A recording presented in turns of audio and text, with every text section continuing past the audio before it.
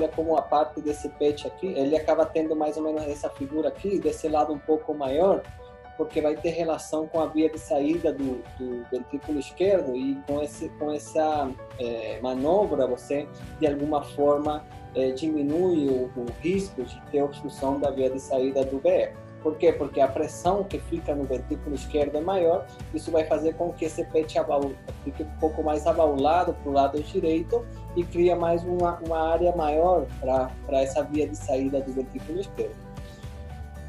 Aqui já o PET suturado lá embaixo, fechando o CIV. O próximo passo seria fechar essa fenda, fechar o cleft da válvula atrioventricular esquerda com pontos simples. E posteriormente, você, dependendo dessa anatomia que tem esse folheto, você decide fazer uma anuloplastia posterior, que pode ser perto das comissuras ou aqui no meio do folheto mural, com a intenção de aproximar esse folheto da região central e ter um grau maior de competência da válvula.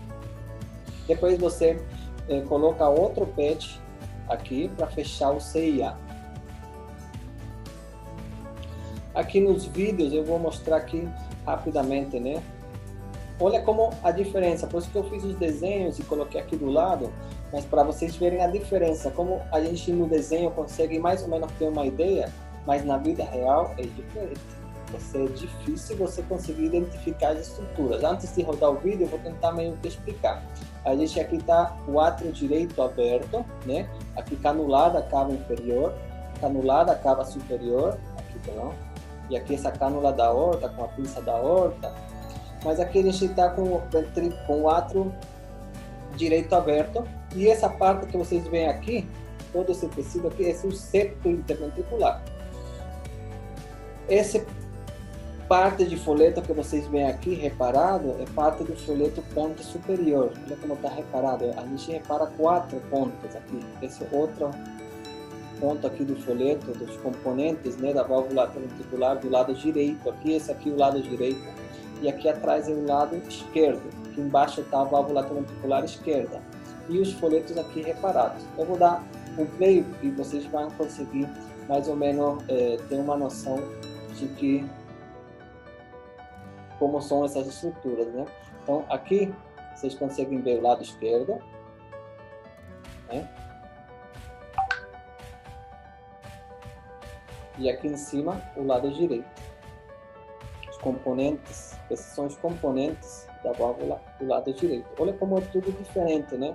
É bem diferente. Aqui o septo está assinalando aqui é o septo interventricular separando os dois ventrículos. É como é bem diferente do desenho, né? Mas com o tempo, pouco a pouco, vai dando para ir entendendo. Esse aqui o PET sendo suturado para fechar o CIV.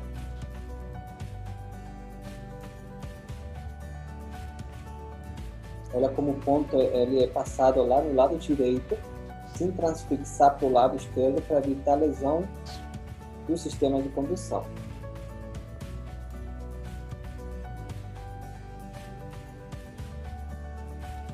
Aqui vocês conseguem ver já o PET separando os dois ventrículos, fechando já esse espaço que tinha embaixo, e esse PET vai acabar fechando esse orifício. E depois esses componentes vão ser juntados nesse PET aqui no meio. Olha como está reparado os 4, e eles vão ser juntados aqui no meio do PET para depois ser suturado. Vocês vão ver no próximo vídeo.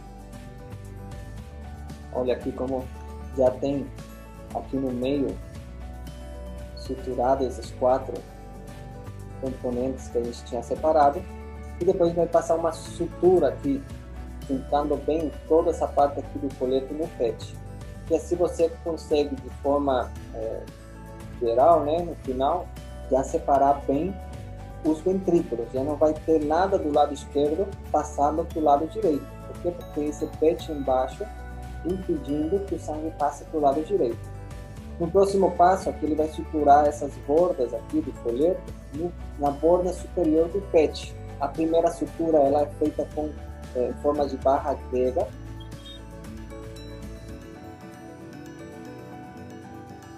o próximo vídeo. Aqui, depois de suturado aquela borda que a gente falou lá no PET, foi feita aqui a plastia do cleft. Olha como essa fenda, essa abertura que tinha esse folheto, que estavam os dois reparados, né? Foram juntados aqui. Olha como, mais ou menos na imagem fica um pouco mais fácil de entender, mas era isso aqui. De novo esse vídeo. Como essa sutura é feita também em pontos simples.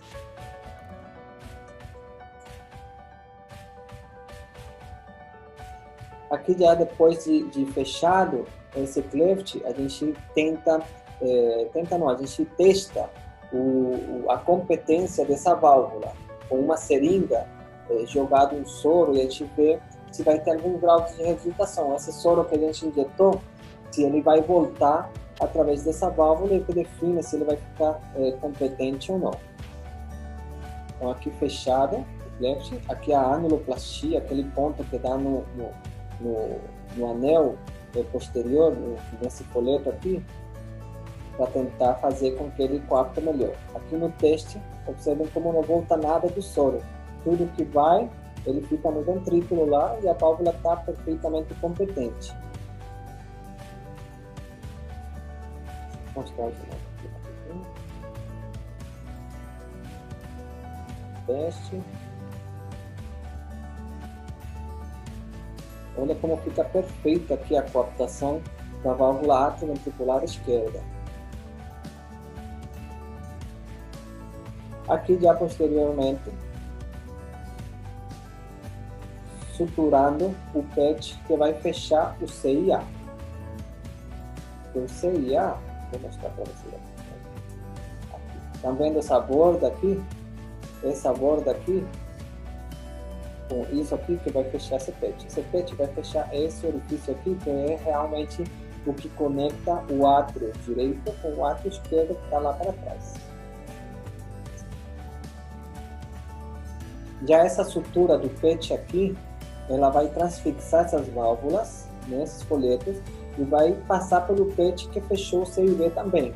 Ele vai dar uma melhor fixação desse PET aqui nesse ponto. Só que essa sutura aqui é acostumada a dar já sutura contínua. Fileiro, né? Aqui já o PET suturado lá no fundo, lá no septo, né? E aí vai fechar esse orifício que eu falei para vocês aqui. Esses componentes aqui do lado direito e o componente do lado esquerdo.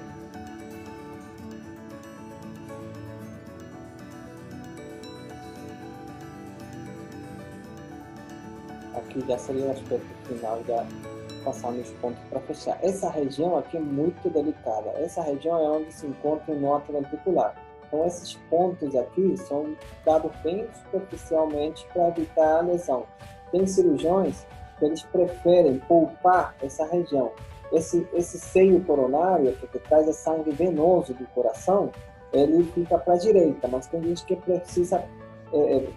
prefere deixar esse seio coronário para a esquerda, de uma forma que esse PET, em vez de ser suturado perto do nó atrioventricular, é suturado mais para cá longe, passando longe do nó atrioventricular e deixando toda essa estrutura aqui do lado esquerdo. Aí vai ter um circuito ali de sangue venoso com sangue oxigenado no lado esquerdo, mas muitos preferem, falam que o preço é baixo a ser pagado comparado com o bloqueio, que uma criança infelizmente fica bloqueada e precisa de marca-passo. Então, antes da cirurgia, como tem uma insuficiência significativa aqui das válvulas, olha no vídeo aqui, como tem uma regurgitação bastante considerável, importante aqui, tanto do lado esquerdo como do direito, e depois da cirurgia, como ela fica. Esse aqui já no pós-operatório, depois da correção, e esse aqui antes da correção. Observem a diferença aqui, como fica. Aqui regurgita tudo, aqui nada. Só tem uma redução levezinha aqui do lado esquerdo.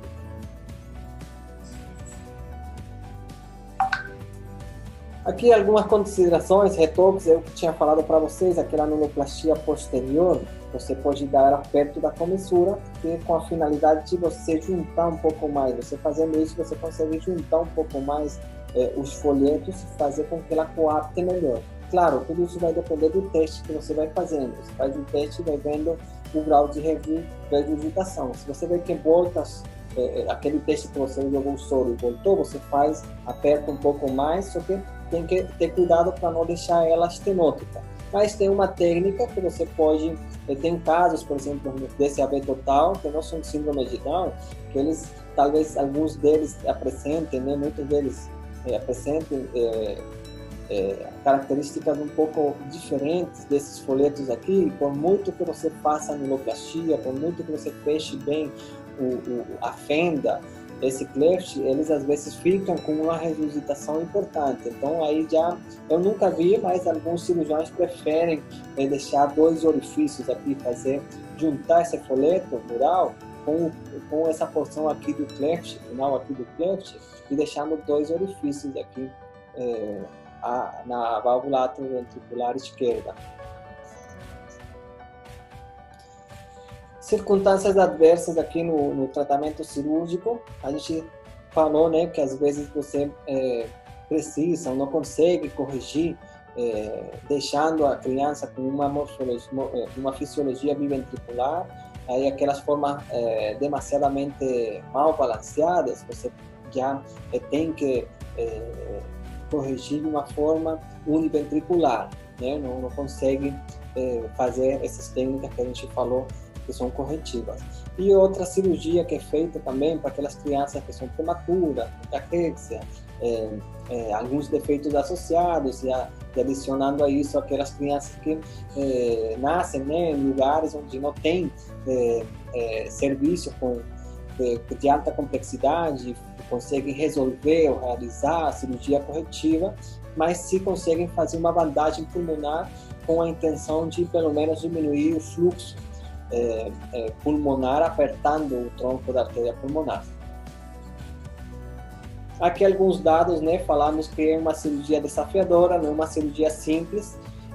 Esse mais ou menos o tempo médio de SEC, de pensamento da aorta, comparado com outras cirurgias, com aquelas escalas, aqueles scores de risco, ela comparada já com uma transposição dos grandes vasos, com a cirurgia de Jatene simples, né?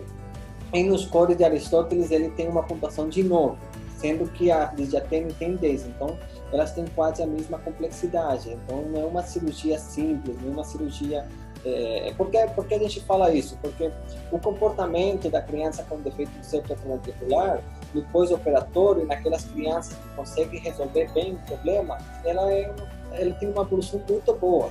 Elas conseguem ter alta poucos dias depois de ser operadas para a enfermaria e depois poucos dias para casa.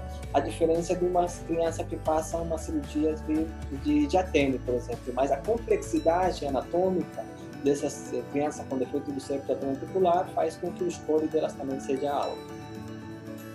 Aqui os estudos que fizeram, né, eu não vou passar muito tempo com isso aqui, mas tem vários estudos que foram feitos com 2.399 pacientes, com 215 em 7 centros de excelência lá nos Estados Unidos, e que a gente vê que são similares os resultados, né? No STS, 21% deram insuficiência leve da válvula atrioventricular, como achado no pós-operatório, né? Elas ficaram com algum grau de insuficiência dessa válvula AV esquerda.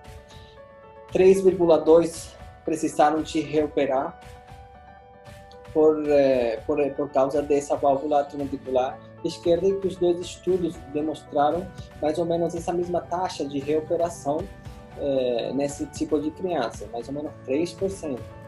Que se, por exemplo, nos comparados aqui em centros aqui no Brasil, ela pode variar um pouco mais ou menos, né, dependendo do lugar.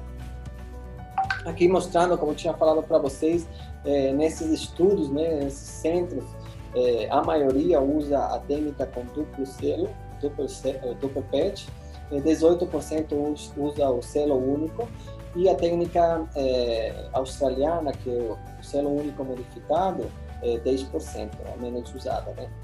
Mortalidade aproximadamente de 3%. Ressaltando aqui de novo que a síndrome de Down ela não é um fator de risco do defeito do septo atrioventricular, e defeito septal residual em 2%, os resultados, né, desse estudo. Estenote subaórtica menos de 5%. Regurgitação da válvula atrioventricular esquerda 6 meses no pós-operatório. 26% apresentaram uma regurgitação de moderada a grave, e que 3% delas precisaram de reoperação. Aqui esse é um gráfico muito importante, acho que o gráfico mais importante de toda a aula, o slide até mais importante de toda a apresentação é esse aqui. Olhem como as crianças, esse aqui mais ou menos ali mostra, né, um fator de risco, né, que tem aquelas crianças que operam com menos de 3,5 kg. Então, se uma criança tem defeito do septo atrioventricular e é prematura, por isso que a gente opta por fazer uma bandagem pulmonar, às vezes, né? Fazer uma bandagem pulmonar porque ela está com menos de 3,5 kg ainda, é prematura e tem grande chance, né, de aumentar o risco de mortalidade dessa criança. Normalmente é em torno de 3%, mas as crianças que operam com menos de 3,5 kg, a mortalidade chega até 18%. Então, se você prevenir isso, seria melhor. Mas a gente consegue ver uma diferença importante de mortalidade através desse quadro aqui. Aqui as taxas de reoperação, a gente vê como esse risco de reoperação, de reintervenção, é maior nos primeiros anos, né, de pós-operatório. E já depois ela fica mais, a partir já do 10, 12 anos, já fica mais estável, já essa criança praticamente não precisa de ser reabordada. Esses aqui, a maioria deles acontecem mais cedo, né? Esse é outro gráfico importante também, demonstrando para vocês a diferença das crianças com síndrome de Down e as crianças que não têm síndrome de Down. Olha como as crianças com síndrome de Down, aproximadamente eles diminui a taxa de recuperação deles bem antes que as crianças que não são síndrome de Down, que têm defeito do septo atrioventricular, mas elas não são Down. Então, elas têm uma taxa de recuperação maior do que as crianças com síndrome de Down. Aqui a gente vê como ela pode estar associada ao canal arterial. A gente sempre liga antes de entrar em circulação extracorpórea. Assim que a gente entra em circulação extracorpórea, a gente já liga esse canal arterial. Mas ela pode estar associada também à tecnologia de Fallot. Ela pode estar associada também à dupla via de saída do BD e à hipoplasia de cavidades externas.